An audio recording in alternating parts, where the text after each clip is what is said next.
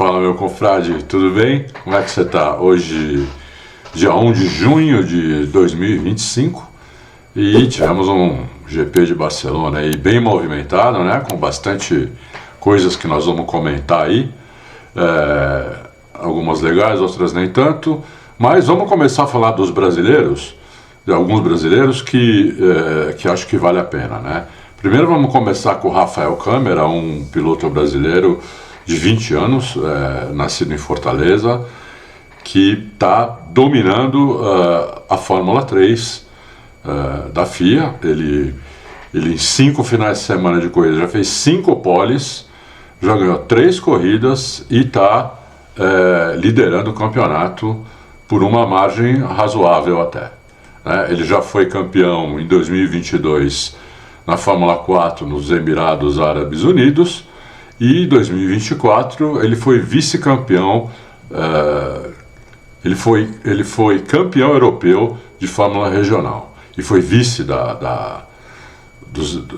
dos Emirados Árabes Unidos, né? Então, quer dizer, é um moleque que já tem aí uma bagagem e chegou agora na Fórmula 3, está detonando aí, pode ser mais um futuro brasileiro para a gente ficar de olho para conseguir chegar na Fórmula 1. Está indo muito bem, ele é muito gente boa, vi algumas entrevistas dele, show, o moleque é show, né? Outra notícia não tão boa assim, que foi o Drugovich, que não correu pela Aston Martin. A Aston Martin aí, sempre falei isso, né?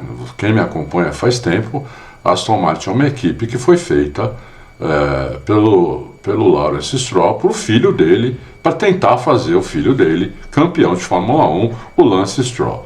O Lance Stroll está com um problema no pulso, na mão, desde aquela vez que ele quebrou o pulso, né? Já está com esse problema há alguns dias, e já sabiam que ele não ia correr, não ia conseguir correr hoje.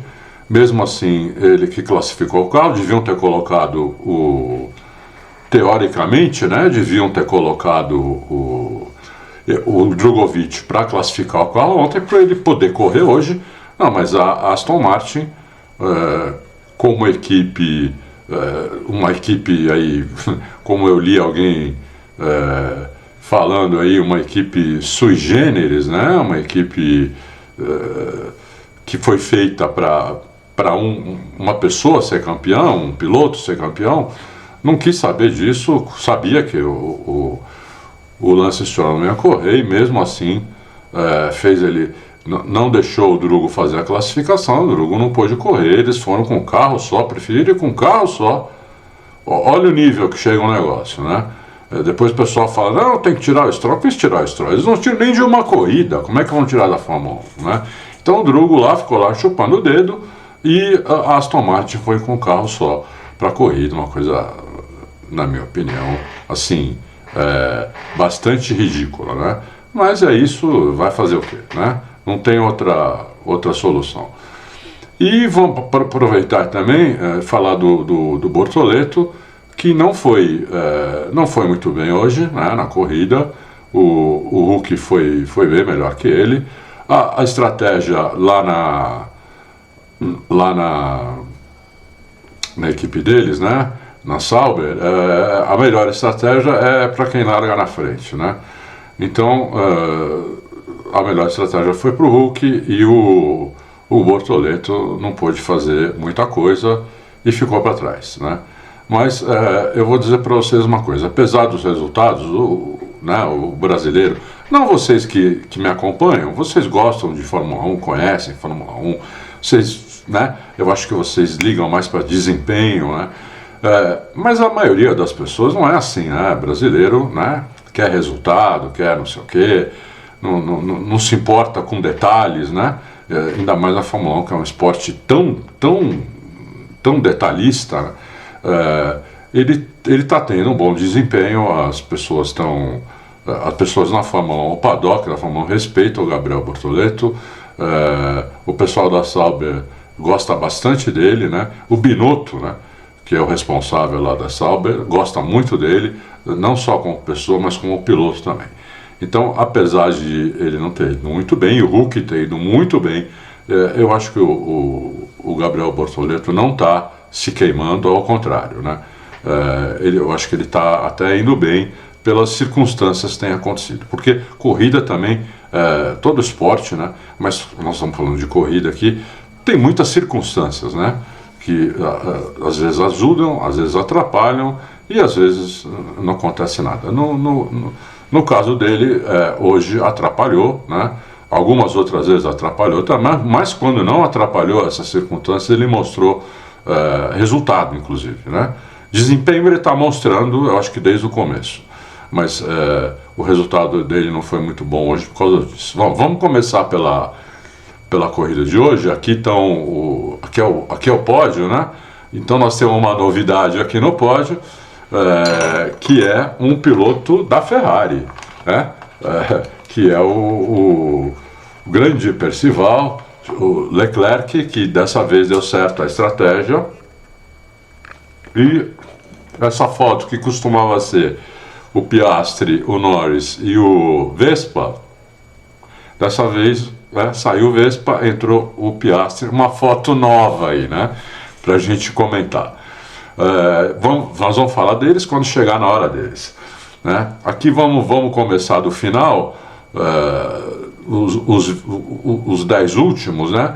O Albon teve um toque, quebrou a asa e teve que sair da corrida, e o Kimi Antonelli quebrou. Inclusive nós temos um vídeo aí, pode dar uma olhadinha nesse vídeo, você vê que ele foi fazer a curva e o carro, o motor lançou, olha lá. Então não teve culpa, ele estava indo bem, mas o motor lançou, né? E é outro que tem desempenho muito bom, está com um pouco de azar, acontece. Aí o Oliver Berman, que chegou em 17º, alguns toques, alguns problemas também, né? Teve bastante toque na curva 1, tem até lá uma área de escape para o piloto sair fora, né? Para não dar aquelas batidas e o cara não conseguir voltar para a corrida. Então aconteceu isso com o Berman também, aconteceu isso com vários pilotos, né? O Ocon da Haas conseguiu a 16ª posição, mais ou menos isso, né? Os dois, né? O carro não é bom. Depois o Franco Colapinto aí conseguiu um resultado melhorzinho, né? Não chegou lá em último ou penúltimo, chegou aí 15º. Aí o Sainz, que não tinha ido bem na classificação, também não foi muito bem na corrida, apesar que a Williams tem um problema aí em curva de alta grave, né? Inclusive quem falou isso foi o próprio Albon, né? Falou: o carro não faz curva, o carro em curva de alta, então um carro horrível. Então não deu para fazer nada melhor. Aí o Tsunoda, que tinha largado 18º, conseguiu chegar aí em 13º. Não acha o carro como acha o Vespa, não acha, como eu falei ontem, não acha a janela certa, né, onde o carro funciona melhor, não consegue encontrar isso, é uma janela muito estreita, precisa de um piloto de ponta, a Red Bull não coloca outro piloto de ponta, um piloto de ponta acha a janela certa, mas um piloto bom só, ou razoável, não acha, entendeu? Então ele fica para trás. Depois o Bortoleto, 12º, não é uma posição ruim, né? Para o carro dele, que todo mundo já sabe que é o pior carro do grid. E depois o Liam Lawson em 11º, que é um carro, também não é um carro muito bom, mas é um carro muito melhor que a Sauber, né? Muito melhor que a Sauber. E nós vamos ver, o Radar está mostrando isso. Vamos agora para os 10 primeiros. E vamos lá, que agora vai ter bastante coisa para a gente falar, né? Bom, o Verstappen aqui está em 10º. Nós vamos mais para frente para dizer por que ele está em 10º, né? Ele foi punido aí com 10 segundos. Depois do safety car, que demorou demais. Teve um safety car no final da corrida. Faltavam ainda 10 voltas. O safety car ficou 4, 5 voltas na corrida. Um absurdo, né? Um safety car podia ter saído muito antes, né? Podia ter sido muito mais rápido isso. Mas ficou lá 5 voltas. Aí o Gasly, outra boa corrida do Gasly, né? Chegando em 8º lugar, um carro também com várias deficiências, não vou falar de novo quais são, mas todo mundo já sabe. Vou repetir, deficiência de potência e deficiência de aerodinâmica. Pois o Hadjar, de novo, muito bem, né? Em 7º lugar com RB, muito bem o Hadjar, é o novato, provavelmente é o novato que vestiu melhor o Fórmula 1 assim de cara, né? Casou com a Fórmula 1, né? Indo muito bem mesmo. Depois o Hamilton, né? Que perdeu do Nico Hülkenberg. Perdeu na pista, não teve circunstância nenhuma. Naquele safety car, quando faltavam 10 voltas, ambos trocaram os pneus. Né? Eu ainda não sei se os dois colocaram pneus novos, não importa. Né? O que importa aqui é que o Max Sauber, que é o pior carro do grid, conseguiu ultrapassar na pista o Hamilton. E o Hamilton não tem explicação para isso. Né? Ele acha que ele já deu uma declaração, vi a declaração dele, falou que não tem o que reclamar da equipe, que o problema é ele. Então o Hamilton precisa resolver esses problemas, ele precisa resolver esse problema dele, porque não dá para você tomar na pista do pior carro do grid, né? Um desempenho muito fraco do Hamilton, ele estava ficando para trás direto, né? Na corrida inteira, então ele precisa se encontrar, ele precisa, sei lá, fazer uma reunião com a equipe, ver o que pode fazer para ele conseguir, com a tocada dele, que o carro vá mais rápido, porque senão olha, perigas até acabar o Hamilton chegar no final do ano e falar para mim deu, e acabar a carreira dele na Fórmula 1, né? Tô indo no extremo, mas é que hoje foi bravo, né? Você não pode tomar na pista do Max Sauber. O Nico Hülkenberg não precisa nem falar, um resultado espetacular, né? Em 5º lugar, com a Sauber, passando o Hamilton na pista, muito bom mesmo. Nico é que nem vinho, né? Quanto mais velho, parece melhor. Esse é um problema do Bortoleto, né? Porque ele tem um companheiro de equipe, né? Entre os novatos aí, o companheiro de equipe do Bortoleto é um avião, né? Principalmente em classificação, hoje foi em corrida também. Aí o Russell em 3º, depois o Leclerc conseguiu, deu certo, o Leclerc sacrificou, né, a classificação, ele deu uma volta a menos no Q3 para guardar mais um pneu. Parece que foi ideia dele isso, é o que estão dizendo aí, eu não vi ele falando isso, mas foi ideia dele. Eu estava duvidando que isso pudesse dar certo, mas deu certo, e ele conseguiu aí o pódio para a Ferrari, né, um pódio em grande prêmio. E em corrida curta o Hamilton até já fez pole e venceu em sprint, mas em grande prêmio de domingo ainda não. Então grande cabeça que o Leclerc teve, grande estratégia, parabéns, chegou aí num 3º lugar super merecido. E as duas McLaren, né, na frente, ganharam a corrida. O Norris não conseguiu ameaçar o Piastri em hora nenhuma. Eu acho até que o Piastri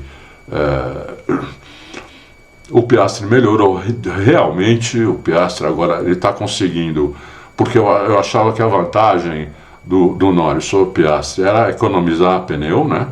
Andar rápido economizando pneu, que o Piastri não conseguia fazer isso no ano passado, mas o Piastri vem demonstrando agora que aprendeu. Ele tinha duas deficiências em relação ao Norris que ele não tem mais, né? Classificação, que o Norris no ano passado deu uma surra nele absurda, esse ano não, ao contrário, ele está ganhando do Norris, e ele aprendeu também a andar rápido, economizando pneu. Ou seja, tudo bem, ele largou na frente, se manteve na frente, é mais fácil economizar pneu, mas mesmo assim, eu acho que a coisa agora está muito difícil para o Norris. Ele tem um companheiro, a altura dele, e com uma vantagem, no mínimo ele é melhor em disputa, ele é melhor em largada do que o Norris. E o resto pode ser que eles já estejam empatados, entendeu? Então, quer dizer, se eles estão empatados em tudo e o Piastri é melhor em largada e em disputa, então o Piastri hoje pode-se dizer que ele é um piloto melhor do que o Lando Norris, né? Então, e tem mais chance de ganhar o campeonato do que o Norris, é o que eu acho. Nesse momento é o que está aparecendo, é o que está acontecendo na pista. Bom, vamos agora ver alguns vídeos, porque aqui nós vamos ver a largada, né? Que o Norris larga mal de novo, estava largando em segundo, perdeu a posição aí para o Vespa, né? Vai perder aí ele perdeu a posição aí para o Vespa, ele passou ele por fora, ele nem espremeu o Vespa, quer dizer, ele continua ruim em disputa, né? E depois o Vespa não teve carro para manter isso, mas é isso aí, o Norris, esses problemas continuam com ele, né? Então, quer dizer, aí você vê ele largando mal e indo mal na disputa, né? Coisa que não tem acontecido com o Piastri, a não ser aquela corrida lá em Emília-Romagna, que o Piastri bobeou, mas o Piastri falou: eu errei mesmo, eu freiei muito cedo, por isso que o Verstappen passou por fora, e eu deixei espaço, né? Além de eu ter freado cedo, eu ainda deixei espaço. Quer dizer, ele sabe que ele fez errado, provavelmente não vai mais fazer. Aqui nós vamos ver agora a quebra do Antonelli, que estava indo bem na corrida também, né? E ele foi frear ali, ó, e o motor lançou e acabou para ele. Foi embora. Olha lá, o motor lançando, foi embora. Uma pena, né? Porque esse também é um que tem futuro. Aqui é o seguinte, aqui nós vamos mostrar, só que a relargada depois do safety car. Faltavam poucas voltas, né? Safety car muito demorado, e o Verstappen, o único pneu que ele tinha novo lá, pelo jeito era um pneu faixa branca, um pneu usado, apesar que você olha aqui, né? Não parece ser um pneu faixa branca. Na imagem aqui nós estamos na câmera on-board do Russell e do lado dele está o Verstappen. Então vamos dar o play aqui no vídeo e olha lá, eles vão dividir a curva ali, normal, né? Que aconteceu com todo mundo. O Russell não jogou ele para fora, né? Ele fez a curva, o Verstappen que veio mais para cima dele. Veja de novo. Verstappen que fechou demais a curva, vamos se o Russell não estivesse lá. Aí o Verstappen ficou nervosinho, né? E fez isso. Aí, tirou o pé, deixou o Russell passar e deu no meio dele. Quer dizer, o Verstappen é uma coisa que não tem condição, entendeu? Isso que ele faz não existe, isso que ele faz é vigarice, né? É um modus operandi dele aí, outra coisa que eu li hoje também, né? É um modus operandi dele. Ele é muito bom em defesa, mas mesmo ele sendo muito bom em defesa, quando não dá certo, ele apela, entendeu? Ele apela, me lembra muito o Schumacher. Então o Verstappen, aquela fama que eu falei que ele podia deixar, né? Ele podia parar com isso e não ficar com fama de dique vigarista, ele vai acabar ficando, ele já está, né? Ele já está. Eu não gosto disso, eu não estou aqui para puxar saco de piloto nenhum, nem para detonar piloto nenhum. Eu respeito muito, muito todos eles, né? Porque eles guiam os carros mais rápidos do mundo, os carros mais difíceis de serem levados ao limite. Então, quer dizer, eu respeito todos. Mas eu não respeito esse tipo de coisa, entendeu? Ele tomou a punição só de 10 segundos, ele tinha que ser desclassificado, como ele já teria que ter sido desclassificado outras vezes também, né? Naquele break test, naquela vez que ele jogou o Hamilton para fora aqui em Interlagos, lá na Arábia Saudita também, quando jogou para fora 2 vezes, entendeu? O ano passado no México, em 2 curvas seguidas, jogando o Norris para fora da pista. Então, ele é assim, se dá para defender bem, ele vai e faz uma bela defesa. Se essa bela defesa não vai adiantar, ele apela. Entendeu? Então eu não gosto disso, E o Verstappen, para mim, é um dique vigarista, que se os outros pilotos fossem da época das antigas, se tivesse na pista aí Ayrton Senna, Nigel Mansell, Montoya, e outros aí, né? E outros, o pai do Nico Rosberg, o Keke Rosberg, na próxima disputa eles mandavam o Verstappen para a arquibancada, né? Porque esse pessoal aí está muito bonzinho pro meu gosto, né? Não pode deixar o Verstappen fazer o que quer, a pista não é dele, né? Não é porque ele tem 4 títulos, inclusive que não é porque ele tem 4 títulos que a FIA tem que ficar passando o pano, né? Isso era desclassificação porque foi de propósito. Você deixa um cara te passar e para depois dar no meio dele, é lógico que isso é proposital. Então isso é desclassificação, entendeu? Quer dizer, a FIA não faz. Deu uma punição, e tudo bem, é quase uma desclassificação porque ele só fez um ponto. Mas não é uma desclassificação. Ele tinha que tomar a desclassificação, porque se a FIA não começar a punir de acordo, ele vai continuar fazendo isso, né? Até a hora que alguém fala, não, nós vamos sofrer um acidente grave aqui e pode acontecer alguma coisa que ninguém quer, né? Ninguém quer que aconteça. Então, quer dizer, é uma pena que um cara que guia muito, que é um monstro atrás do volante, tenha esse tipo de atitude, né? Um total desrespeito ao esporte e aos pares dele, aos pilotos que estão lá disputando sempre limpamente contra ele. Entendeu? Então, é isso aí. Sobre o Verstappen é isso. Sobre o campeonato está aberto, mas eu já acho agora que o Piastri é favorito, né? Bom, pessoal, o vídeo de hoje é esse. Eu não sei se terça-feira vai ter louco, nós estamos com um problema aqui, né? Então durante a semana nós vamos aí amanhã, né, segunda ou terça-feira, se for ter loucos, nós vamos avisar, né? E vocês vão saber. Senão a gente se vê depois, de alguma maneira a gente vai se ver depois, tá bom? Um abraço, bom domingo, a gente se vê, tchau.